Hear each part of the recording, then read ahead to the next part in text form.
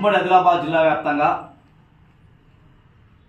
ఎంఆర్పిఎస్ సమస్తగత నిర్మాణంలో భాగంగా ఈరోజు ఆదిలాబాద్ జిల్లాలో ఈ యొక్క ప్రెస్ మీట్ నిర్వహించడం జరుగుతుంది. మందకృష్ణ మాదయ్య గారు ఎస్సీ వర్గీకరణ పోరాటాన్ని ప్రకాశం జిల్లా ఈదుమూడిలో 94 జూలై 7వ తారీఖు ప్రారంభించబడితే నేటికి 30 సంవత్సరాలు చేరుకున్నది.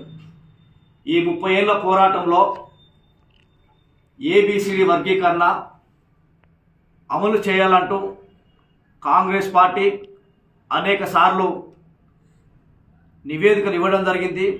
కాంగ్రెస్ పార్టీ ఎస్సీ వర్గీకరణకు సానుకూలమని చెప్పి కాంగ్రెస్ పార్టీ 30 ఏళ్ళు మాదిగ జాతిని మభ్యపెట్టుకుంటూ రావడం జరిగింది. అదేవిధంగా ఈరోజు తెలంగాణ